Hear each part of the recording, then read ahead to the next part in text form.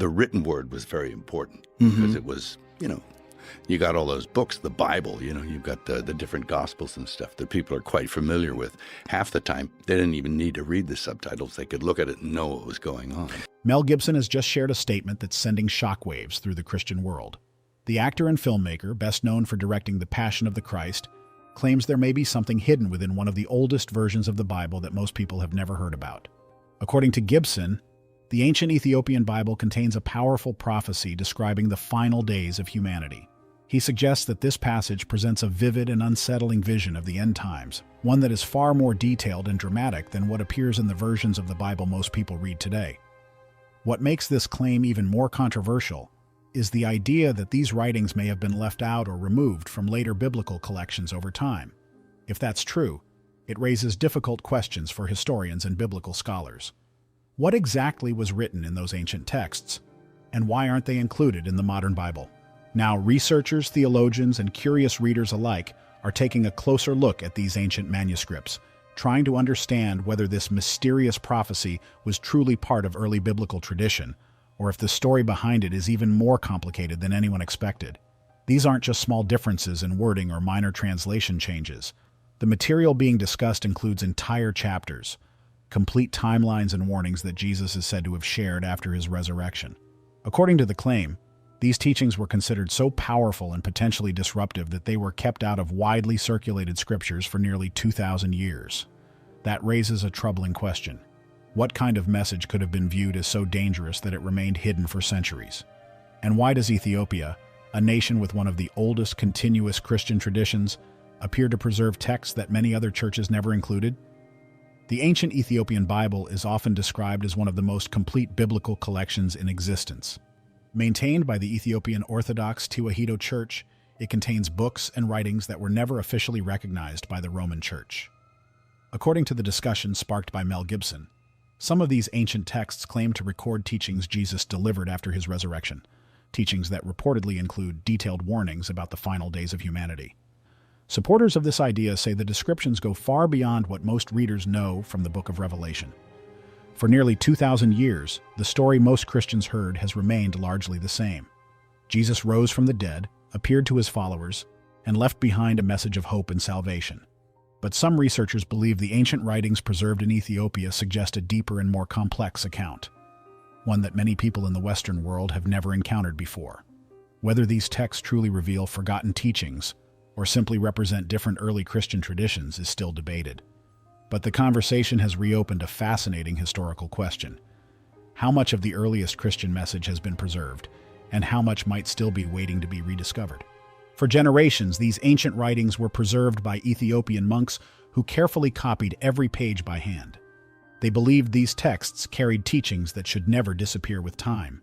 To them, the words of Jesus were too important to risk losing, especially the passages that spoke not of comfort, but of warning. According to these old manuscripts, Jesus did not simply leave the earth after his resurrection without giving his followers deeper guidance. The texts claim that before ascending to heaven, he shared detailed insights about what humanity would face in the future. His words reportedly described the final age of the world with striking clarity. In these accounts, Jesus spoke of a time when the spiritual heart of humanity would begin to grow cold. Truth, he warned, would often be replaced by spectacle and distraction. Leaders who appeared righteous on the outside would hide corruption beneath their robes, while the vulnerable and poor would suffer the consequences. One of the most significant texts associated with these traditions is known as the Book of the Covenant. Within the canon of the Ethiopian Bible, it is believed to record teachings Jesus shared with his disciples during the 40 days between his resurrection and his ascension. What makes the message in this book stand out is the level of detail it claims to provide. Rather than speaking in broad symbols or poetic imagery, the prophecy about the end times is presented as unusually direct, describing events and moral conditions with a precision that many readers find deeply unsettling. According to these ancient writings, Jesus explained that the final age of humanity would not begin with dramatic fire falling from the sky. Instead, it would start quietly, with the gradual fading of human conscience. He described a future generation that would still recognize his name, yet no longer truly understand his message. People would continue building grand churches and cathedrals, but spiritually, something essential would already be missing. In these accounts, Jesus warned that deception would not only come from distant places. False teachers, he said, would appear from within the very institutions built in his honor. They would speak passionately about heaven while focusing their efforts on gaining power and influence on earth. He cautioned that when his name is used to defend violence, justify greed, or silence the suffering of the poor, it would be a sign that a critical moment in history is approaching. The prophecy then turns to changes in the natural world. Jesus reportedly spoke about earthquakes, floods, and unusual events in the sky, phenomena that would puzzle even the most knowledgeable observers. But in the text, he explains that these events should not be seen simply as punishments. Instead, they are described as signals, early signs of a profound transition. He compares them to the pains that come before the birth of something new. The earth itself, he suggests, will seem to tremble and groan, almost as if creation senses what is ahead, even when people living on it have forgotten. Many readers today feel that these warnings sound strikingly relevant to modern times. In the Ethiopian Bible, one passage describes Jesus looking directly at his disciples and telling them not to fear the shaking of the earth itself. Instead, he urged them to fear something far more dangerous, the stillness of hearts that have grown completely cold. Another ancient Ethiopian text known as the Didascalia Apostolorum is also said to expand on these themes, adding further insight into the warnings and prophecies connected to the final age. These writings also describe a powerful warning Jesus is said to have given to his followers about a final global system of power. According to the text, this empire would not rule through obvious force or visible chains. Instead, it would be far more subtle. Most people would live within it without ever realizing they were trapped. In this vision, the system maintains control, not through fear, but through comfort. People are given food, entertainment, and a sense of security, and this is presented to them as freedom. Yet the message in the text suggests something deeper is happening beneath the surface. The writings say that those who recognize this reality and still choose compassion and truth will be the truly blessed. Those who continue searching for truth, even in a time when the world seems full of easy answers and artificial abundance, are described as the ones who will endure. Some readers believe that if the end times prophecy preserved in the Ethiopian Bible were widely studied, it could challenge many common assumptions about the final days. That raises an even bigger question. What other warnings or insights might still be hidden within ancient religious texts that few people have explored? These same writings also offer a striking vision of what the last days might feel like from the perspective of those living through them. According to the passages, Jesus says that in the final age, his message will rise again, but not from places of power or influence. Instead, it will come from unexpected voices, from deserts, from prisons, and from people the world has forgotten. The text suggests that his spirit will speak through those ignored by the powerful. And one of the most unsettling ideas it presents is this: the people who believe they are the most prepared for the end times may actually be the last to recognize when those moments arrive. For many readers, this perspective completely challenges the comfortable expectations often associated with teachings about the rapture and the final days, turning many familiar assumptions upside down. Ethiopia's long and unique Christian history helps explain why these ancient texts were preserved for so many centuries. Christianity reached the region in the 4th century, making it one of the oldest Christian traditions in the world.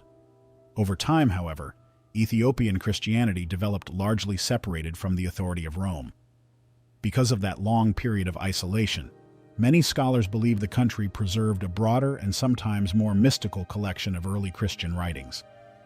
Within the Ethiopian Bible, the story of the end times is portrayed somewhat differently from the versions most people in the West are familiar with. In these writings, the final days are not described simply as a chain of disasters or catastrophic events. Instead, they are framed as a deep spiritual struggle, one that takes place inside the heart of every human being. According to these passages, Jesus explains that the ultimate conflict will not be fought between nations or armies. Rather, it will be a struggle between truth and the human desire for comfort, between the awakening of the spirit and the quiet sleep of people who feel satisfied with the world as it is. Some traditions connected to Ethiopian Christianity also suggest reasons why certain end times teachings never became widely accepted in Western churches.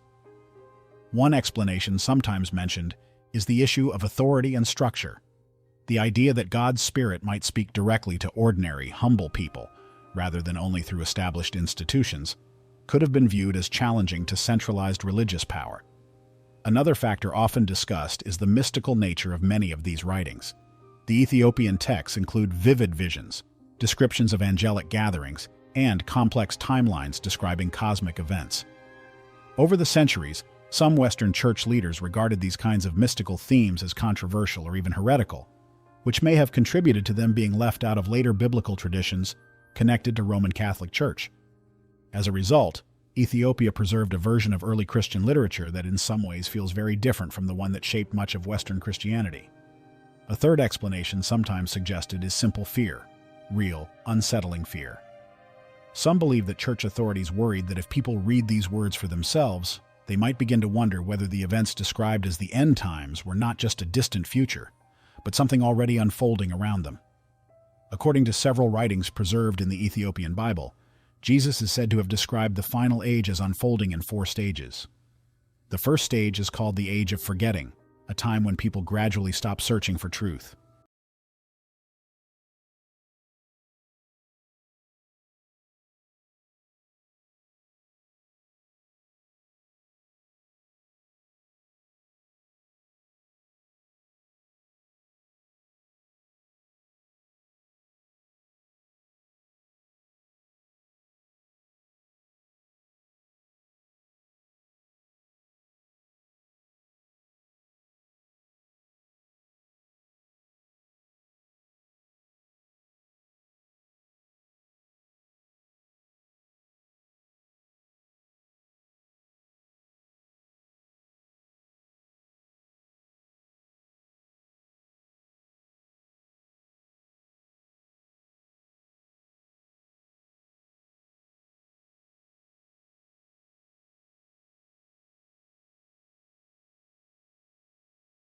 Faith becomes routine, curiosity fades, and the deeper meaning of spiritual life slowly slips away. The second stage is described as the Age of Spectacle. In this period, constant noise, distraction, and entertainment begin to replace wisdom and reflection. People become so surrounded by stimulation that quiet truth is easily overlooked. The third stage is known as the Age of the False Shepherd. Here, the writings warn of leaders who claim to speak in God's name but use religion to gain power or control. Instead of guiding people toward truth, they manipulate belief for their own purposes. The fourth and final stage is what the text calls the Great Silence. This is not a peaceful silence, but a spiritual one. It describes a moment when the connection between heaven and earth feels so distant that even those sincerely searching for God struggle to sense that presence. Yet the writings also say that at the deepest point of that silence, just before everything seems lost, something changes. Jesus speaks of a fire returning to the world, not to destroy it, but to awaken it one last time. Despite the seriousness of these warnings, the Ethiopian end times texts end with a message that is surprisingly hopeful. In one passage, Jesus says that the end is not the end of life itself, it is the end of deception. What comes, he says, is not destruction for its own sake, but a cleansing that removes what is false. And within that message is a promise. Those who chose love and truth, even when the world around them chose comfort, power, or illusion, will not be forgotten. They will not be recognized by status or glory, but by the marks of what they endured. In that sense, these ancient writings present the end times not as an escape from the world, but as a profound transformation of it. If Ethiopia truly preserved a forgotten prophecy about the end times attributed to Christ, then an important question follows. What warnings do these ancient texts claim to reveal about the world we live in today? According to some interpretations of the Ethiopian Bible, the teachings about the final days go far beyond the familiar descriptions found in the book of Revelation. Rather than presenting only symbolic visions, these writings describe a more detailed spiritual narrative about the signs that will appear before the end of an age. The text suggests that the real seals of the end times are not only cosmic events, but inner transformations, moments when the human soul is forced to confront truth, illusion, and the choices people make about how they live. Some traditions connected with Ethiopian Christianity say that after his resurrection, Jesus shared deeper teachings with his disciples, teachings that were never fully recorded in the commonly known Gospels. For centuries, Ethiopian monks are believed to have carefully preserved these writings, convinced they contained an important spiritual map for understanding the final era of humanity. In these accounts, Jesus explains that many people will misunderstand the signs of the end times. Instead of recognizing the changes happening in human behavior and values, people will search for dramatic signs in the sky or catastrophic events. But according to these writings, the true signals will appear much closer to home, in the breakdown of relationships, the commercialization of love, and a growing culture centered on self-worship. One passage suggests that when a generation begins creating idols in its own image, it may be standing at a critical turning point in history. For many modern readers, that idea feels strangely familiar in an age shaped by selfies, personal branding, and digital identities built through algorithms and social media. Because of that, these ancient warnings can feel less like distant prophecy and more like a mirror reflecting the challenges of the world today. According to certain ancient Ethiopian writings, Jesus spoke about a future age that he seemed to recognize long before it arrived. These texts suggest that he described the spiritual conditions of that time with remarkable clarity. Another section of the end times teaching preserved in the Ethiopian Bible speaks about something called the two harvests. The idea is that in the final age, two powerful forces will grow side by side, a deepening darkness and a powerful awakening. This vision doesn't describe a world that slowly becomes better over time. Instead, it presents a world being pulled in two directions at once. As the prophecy describes it, darkness will intensify, but light will also become stronger. And the space in between, the comfortable middle where people remain neutral or indifferent, will gradually disappear. In this teaching, Jesus tells his disciples that a time will come when people will no longer be able to remain in that gray area. Each person, the text suggests, will eventually face a moment of choice about what they truly stand for. Before his ascension, these writings say Jesus shared what they call the 7 seals of the heart. Unlike the dramatic cosmic seals described in the book of Revelation, these seals are deeply personal. They represent inner barriers that keep people from fully awakening spiritually. The first is the seal of comfort, the tendency to avoid truths that might disturb our sense of security. The second is the seal of pride, the belief that our own understanding is already complete and that we have nothing more to learn. The third is the seal of fear, when the desire for safety becomes stronger than the search for truth. The fourth is the seal of distraction, filling every moment with noise or activity so that deeper reflection and the quiet voice of conscience can never be heard. The fifth is the seal of false community, surrounding ourselves only with people who reinforce what we already believe. The sixth is the seal of false mercy, using ideas like forgiveness as an excuse to avoid real change or accountability. And the seventh seal, described as the most dangerous, is the seal of empty religion. This is when sacred language, rituals, and traditions are used to avoid facing the living, transformative reality of faith itself. According to these writings, when a person breaks through all 7 of these inner seals, something profound happens. They no longer wait for a sign or miracle to arrive from the sky. Instead, they themselves become part of the awakening they were hoping to see. For many readers, this idea feels strikingly relevant today, which is why some believe these ancient teachings speak directly to the challenges of our own time. Some people believe we are living in a time unlike any before, a world overflowing with comfort, yet spiritually restless. It's a world where religious language is sometimes used as a tool of influence by those in power. A world where millions still attend church, yet many quietly feel a deep emptiness inside. Despite being more connected through technology than ever before, people often experience an intense sense of loneliness. At the heart of the end times teachings preserved in the Ethiopian Bible is an idea that can feel both unsettling and deeply hopeful. These writings suggest that what is coming is not the destruction of the world itself, but the end of deception. According to this view, the end is really the collapse of the lies that have shaped human society. Those who are willing to let go of those illusions, who break the inner barriers described in the prophecy and choose truth and compassion, are said to play a role in what comes next. Rather than simply surviving the changes ahead, they become part of the reason the world is still worth saving. If these ancient Ethiopian traditions truly preserve such a powerful message, it raises an intriguing question. Could Ethiopia itself have been the place where these teachings were meant to be protected? The story most Christians know is familiar. Jesus was betrayed, suffered, and was crucified, a sacrifice believed to bring salvation to humanity. That story has been told for centuries in churches around the world, written in the Bible, depicted in paintings, and reflected in stained glass windows. Yet another perspective, one many Christians have never encountered, has long been preserved in Ethiopia. Some of the ancient manuscripts kept in its monasteries claim that before ascending to heaven, Jesus shared a final message with his disciples, a prophecy describing the spiritual condition of the world in its final age. Among Ethiopian scholars, this tradition is sometimes referred to as the prophecy of the final witness. Unlike gentler interpretations of the end times, this account speaks about the future in direct and serious terms. It attempts to describe the generation that would live through those events with striking detail. The history of Christianity in Ethiopia is also unique.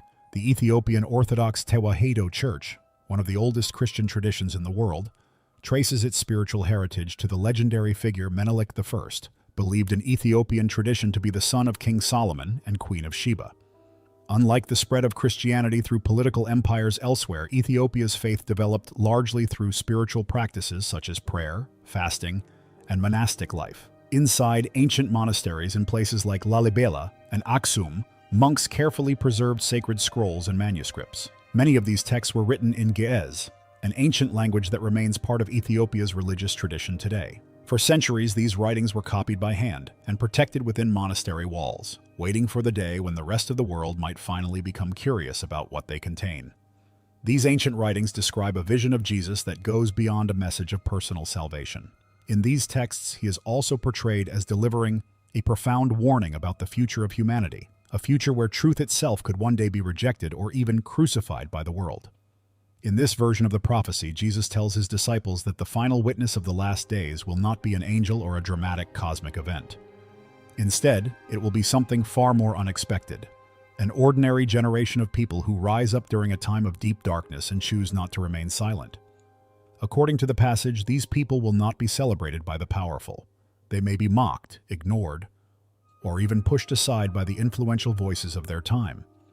Their ideas might be excluded from public platforms and religious institutions. Yet the prophecy says their voices will still reach those who truly need to hear them, not through grand stages or mass audiences, but through the quiet influence they have on individuals who are ready to listen.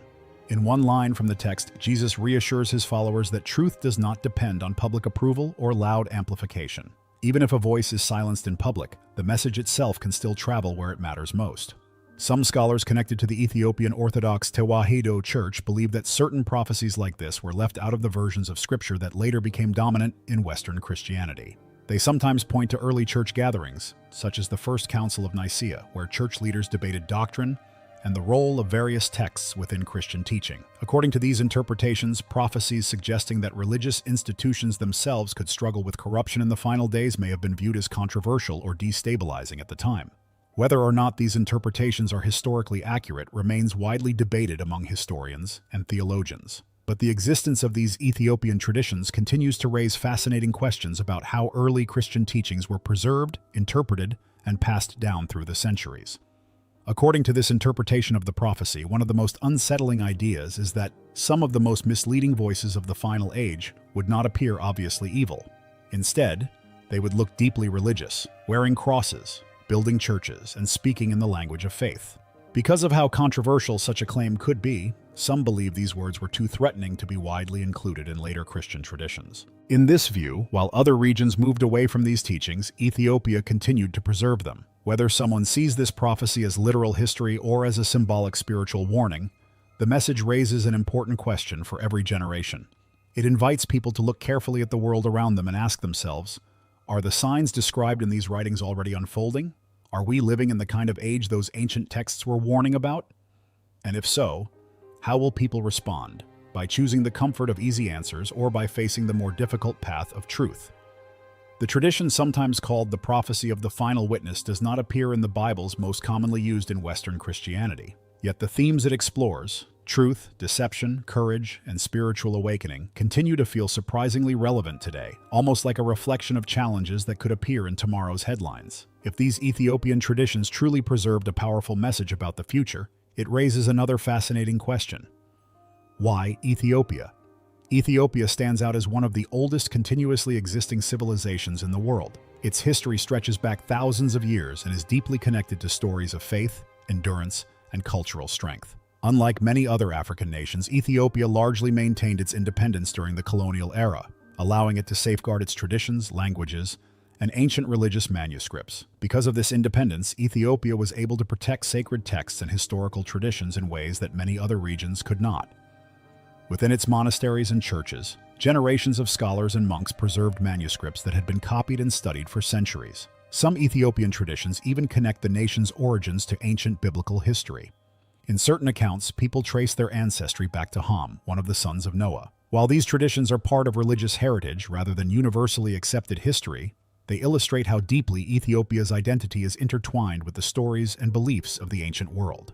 Because of its long and unique history, Ethiopia is often viewed as more than just a nation. Many people see it as a living connection to the ancient biblical world, one of humanity's oldest civilizations, deeply shaped by spiritual tradition. Faith has always played a central role in Ethiopian identity. Long before Christianity spread widely across Europe, the message of Christ had already taken root in Ethiopia. Historical records show that Christianity became established there as early as the 4th century. Unlike in some parts of the world where religion spread through imperial expansion, in Ethiopia it was largely embraced by the people themselves and fiercely protected as part of their culture. In the 6th century AD, the traveler Cosmas Indicopleustes visited the region and described Ethiopia as a strong and deeply devoted Christian nation. In his writings, he noted that Ethiopian rulers often welcomed Christians who were fleeing persecution in other lands, offering them refuge when few other places would. Some Ethiopian traditions even claim that certain communities practiced forms of biblical faith for thousands of years. While historians debate the exact timelines, there is no doubt that Ethiopia is home to one of the oldest continuous Christian traditions in the world, preserved through centuries of devotion and cultural resilience. The Ethiopian Church also protects one of the most extensive versions of the Bible ever preserved. The King James Bible, widely used in the West, contains 66 books. By contrast, the Ethiopian Bible includes 88 books. Among these additional writings are ancient texts such as the Book of Enoch and the Book of Jubilees, which are not included in most modern Bibles. Many of these ancient manuscripts were written in Ge'ez, a language few people can read today. Because of this and the isolation of Ethiopian monasteries, these writings remained largely unknown for centuries. Recently, comments from Mel Gibson renewed interest in the Ethiopian Bible. It exists in two traditions, a broader canon of about 81 books and a narrower one of around 72 books, later recognized officially by Haile Selassie. Because Ethiopia preserved its ancient faith and independence, many see it as a guardian of early Christian traditions. What are your thoughts on the Ethiopian Bible and its perspective on prophecy? Let us know in the comments, and thanks for watching.